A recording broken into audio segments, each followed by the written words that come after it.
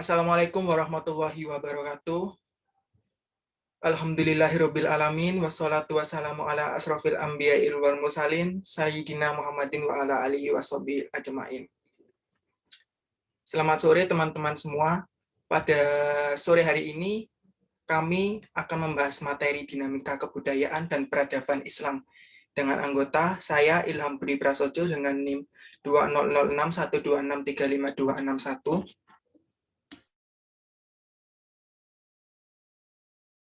Lalu saya Arjuna Divawat Saputra dengan NIM 200612635359.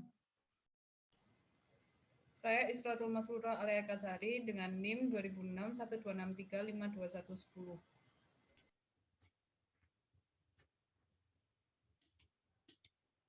Pada sore hari ini kami akan membahas 4 topik materi. Yang pertama yaitu ilmu pengetahuan dalam perspektif Islam. Lalu yang kedua, kebudayaan dan peradaban Islam di masa silam. Yang ketiga, kemajuan iptek sebagai tantangan umat Islam masa kini. Dan yang keempat yaitu jejak peradaban Islam dalam budaya Indonesia. Topik pertama yang akan kami bahas yaitu ilmu pengetahuan dalam perspektif Islam. Pengetahuan bersumber dari Allah, sehingga tujuan pengetahuan adalah kesadaran tentang Allah. Sumber pengetahuan utama adalah Al-Quran.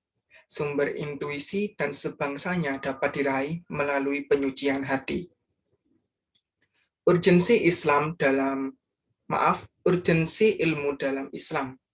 Pentingnya ilmu pengetahuan dalam Islam dapat dilihat dari sabda Rasulullah SAW.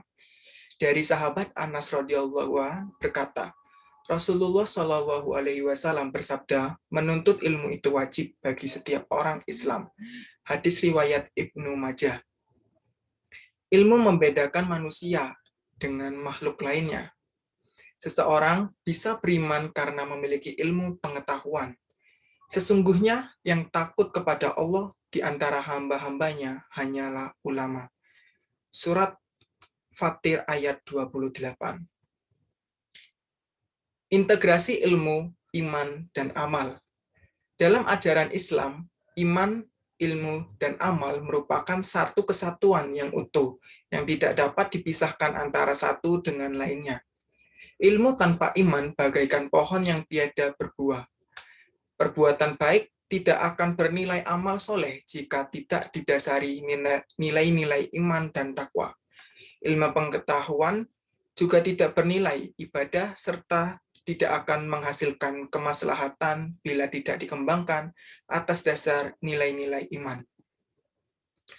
Kedudukan dan tanggung jawab ilmuwan. Keutamaan orang berilmu yang pertama yaitu Allah memberikan kedudukan yang tinggi pada orang berilmu. Allah akan meninggikan orang-orang beriman di antara kamu dan orang-orang yang diberi ilmu pengetahuan beberapa derajat. Surat Al-Mujadalah ayat 11. Orang-orang yang berilmu pengetahuan merupakan pewaris para nabi. Hadis riwayat Abu Daud dan Tirmizi. Yang ketiga, kelak pada hari kebangkitan, orang-orang yang ahli ibadah hanya dipersilahkan masuk surga dengan memberi pertolongan syafaat kepada orang lain. Yang keempat, orang berilmu memiliki tugas dan tanggung jawab baik secara vertikal maupun horizontal, yaitu menyampaikan amanah Allah. Dan ingatlah, ketika Allah mengambil janji dari orang-orang ahli kitab, hendaklah kamu menerangkan isi kitab itu kepada manusia dan jangan kamu menyembunyikannya. Surat Ali Imran ayat 187. Yang kelima, orang yang sadar akan tanggung jawabnya dalam tugas menyampaikan amanah Allah akan selalu mendapat perlindungan dari Allah dan dicintai manusia, bahkan juga makhluk lain. Yang keenam, dalam kaitannya dengan kedudukan manusia sebagai khalifah di bumi, ia mempunyai tanggung jawab untuk menjaga keseimbangan alam dan lingkungan tempat mereka tinggal. Selanjutnya, materi yang kedua akan dilanjutkan oleh teman saya. Baik, topik yang kedua adalah kebudayaan dan peradaban Islam di masa silam. Next.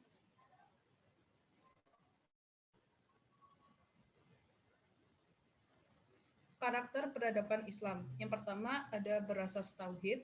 Yang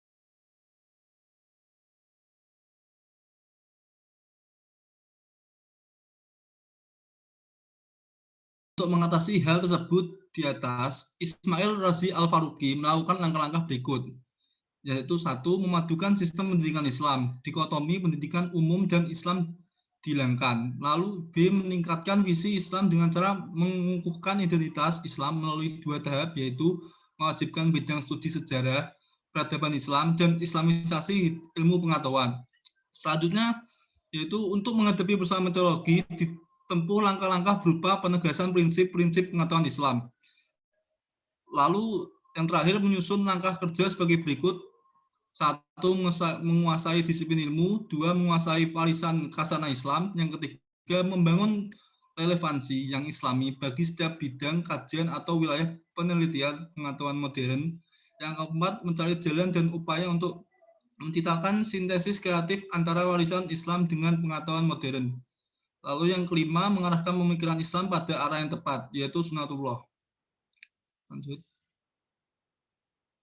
Ketika berhadapan dengan ide-ide modernisasi dan menyebarnya ideologi dunia, terutama didorong oleh kemajuan iptek modern, pendidikan Islam tidak lepas dari tantangan yang menuntut jawaban segera.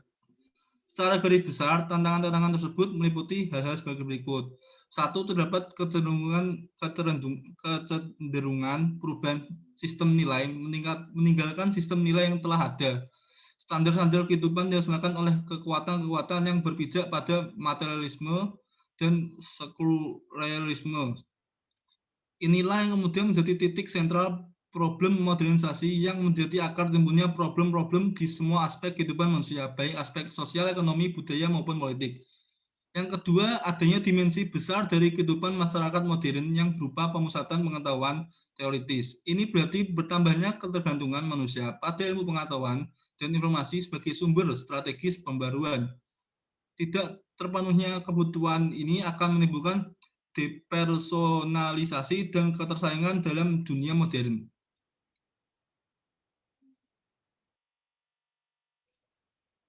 Lanjut. Pokok pembahasan keempat yaitu jejak peradaban Islam dalam budaya Indonesia.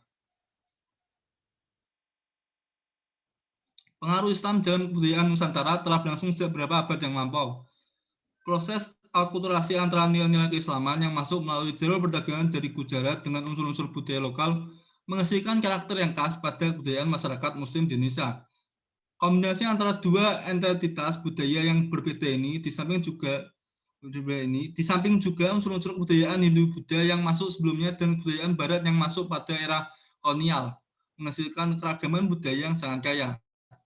Seiring waktu, kekayaan budaya ini mengalami pasang dan surut, sehingga berbagai upaya pelestarian dibutuhkan agar tidak ditelan zaman. Hal inilah yang mendasari munculnya gagasan pendirian Museum Istiqlal di kawasan wisata Taman Mini Indonesia Indah.